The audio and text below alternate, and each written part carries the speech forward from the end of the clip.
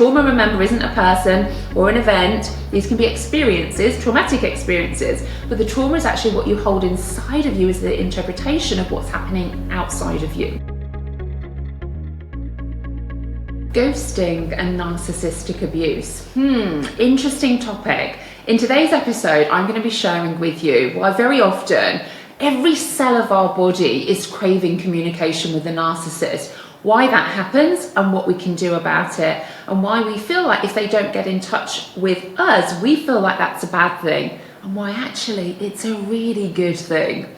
Hi everybody, massive welcome to the Trauma and Narcissism Redefined podcast. My name is Caroline Strawson. I'm a therapist and coach specialising in invisible wounds, the non-violent abuse that many of us experience as part of narcissistic abuse. I'm here at my offices, so if you're here watching me on YouTube, you'll see I've got some of my offices in the background there. I've got a big sign that says Your Mental Health Matters, because it does.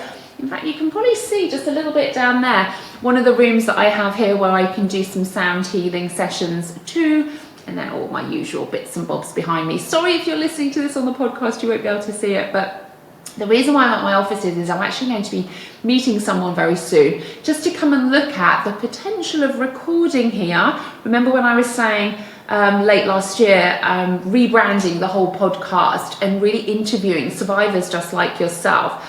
And I don't want it to just be survivor stories where, you know, people are sharing their experiences. Yes, that's going to be important because it'll help validate your experience.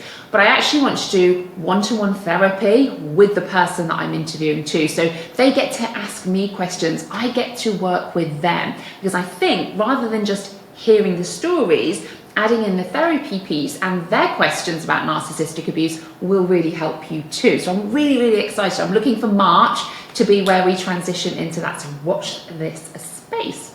Anyway, back to today's episode, ghosting and narcissistic abuse. So the reason why I wanted to talk about this is sometimes when we split up from a narcissist, we block them and we don't want to speak to them. And, you know, that kind of feels okay if we're in control. What I'm talking about in this episode is the flip side of that. What if they block you? What if they don't want to communicate with you? Which of course makes it very difficult if you have children. You know, they ghost you. And you start to feel really angry one minute, but also every cell of your body is craving communication with them. And I totally understand that. That's actually what we call a trauma bond. So a trauma bond is when we become physiologically addicted to the narcissist, to being in these abusive relationships, which I know sounds really odd, doesn't it? How can you be addicted to these types of relationships? It sounds like a paradox sentence almost, doesn't it?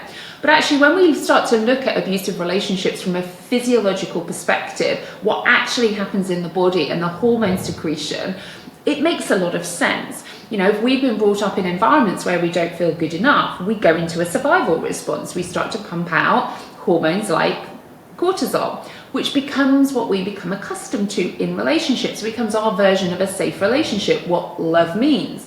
Meaning when we're in a relationship with a narcissist and we feel on edge and we feel not good enough, that's our version of normal. We're pumping out the cortisol, so the box is ticked for the body of, okay, this feels familiar, and we know we're safe with familiarity.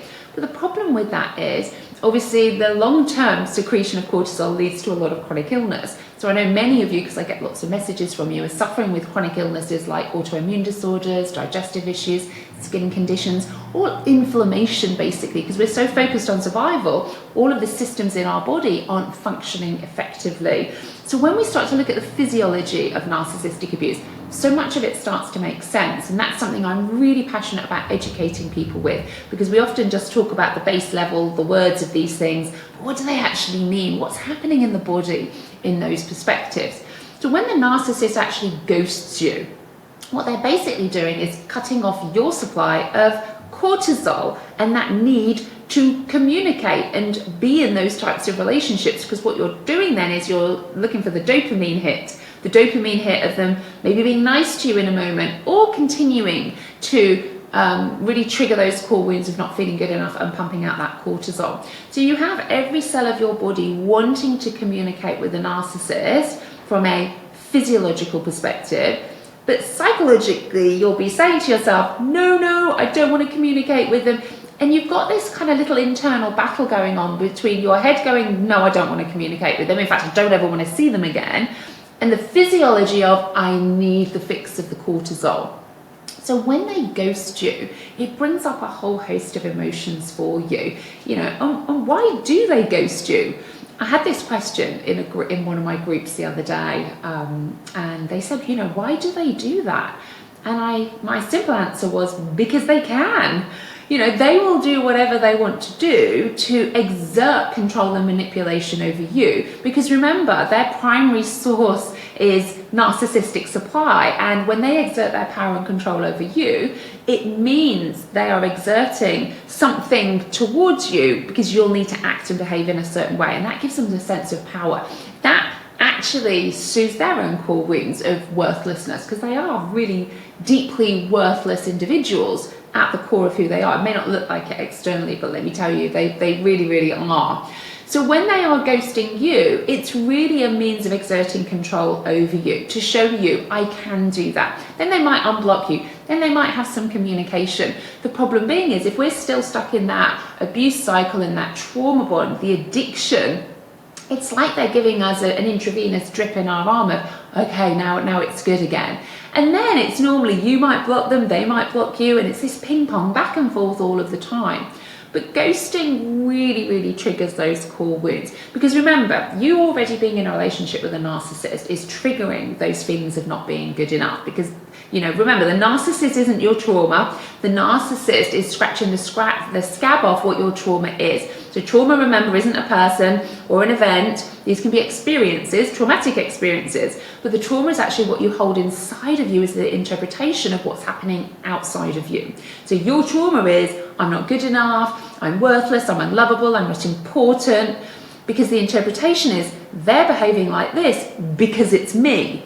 Now, it isn't actually you, but if you have that learned behavior and those beliefs from your childhood, and again, this doesn't mean we've all had bad childhoods, it's all interpretation and perception, then what happens is it creates this core wound for us of not feeling good enough. Meaning, very often we will have these people-pleasing parts, perfectionism parts. We will show you what a good girlfriend or boyfriend, sister, brother, friend, co-worker we are, because we need you to like us, because we have only learned that for our worth, it comes from external validation. It doesn't come from within. So when we're in a relationship with a narcissist, it really is a match made in heaven, because we're going to show them what a great person we are. And of course, that feeds into their narcissistic supply needs that they're looking for. So it really is like a magnet and a match made in heaven.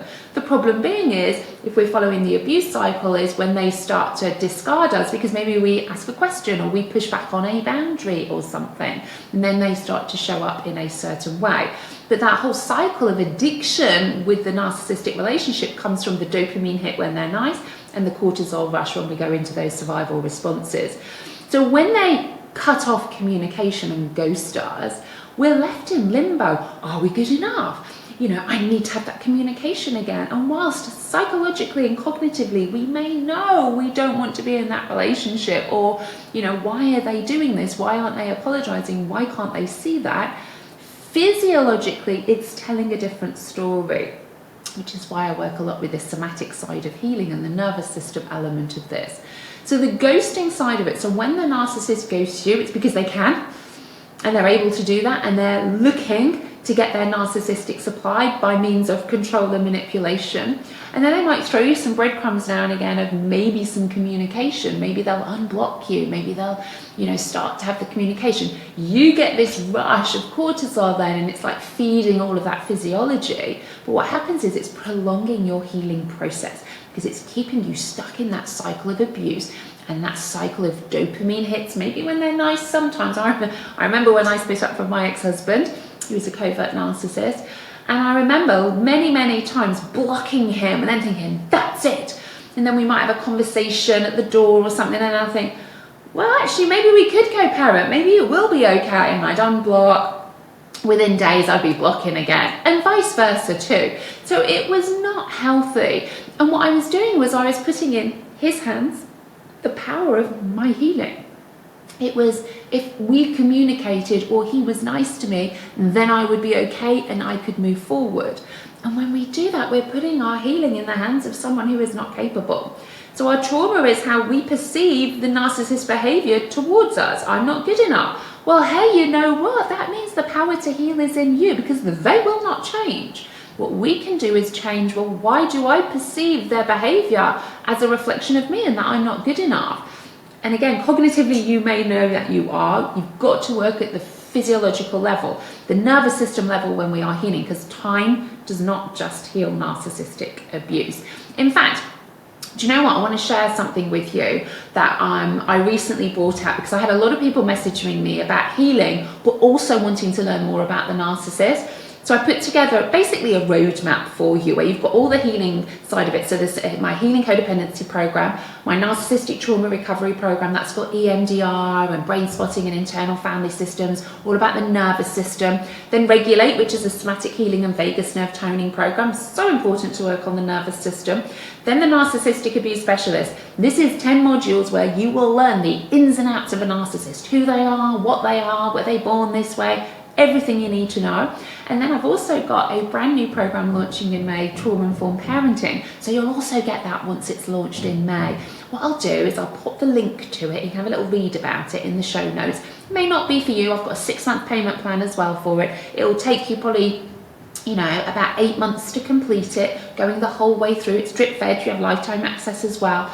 But I get lots of you who just hope and pray and time will heal, and it won't. You've got to work at a nervous system level. You've got to look at the codependency. You've got to look at that nervous system, the beliefs, the parts of you that are showing up. You've got to learn how to regulate your emotions, because you know what? We're living life and there always will be challenges. So you've got to create your own resiliency with this. And I also get, you need to know and understand about narcissism. And of course, for many of you who are parents, that need to be the best parent you possibly can, because you are the role model and you need to break that cycle. So I'll pop the roadmap in the show notes. You can have a look at it and see if it's for you or not. But it is something that I've put together. It's a lot of my best-selling trauma-informed programs, because a lot of people were purchasing one and coming back, and I've saved you a ton of money as well if you buy them all together and with a payment plan. Anyway, I don't want to feel like this is selling or anything, because I genuinely don't want it to feel like that. But I also know these podcasts are really going to help you absolutely validate your experiences, but you've got to work deep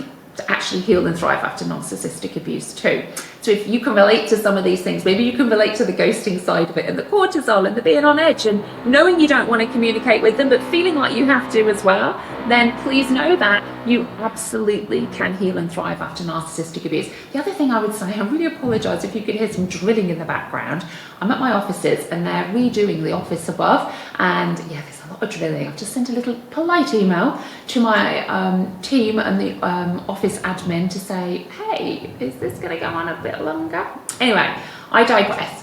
I hope this has been really, really helpful to you. Please know that you can always reach out to me. Make sure that you come and join my Instagram channel. I always pop bits and bobs in there to help and support you, or my free Facebook group. You know, I'm here to help and support you, whatever level. And I get it. Some of you are financially broken. I hear you. I was the same. That's why I do a ton of free stuff as well to help you, because I know what it's like too. So take care, my friends. Lots of love to you, and I'll see you on the next episode.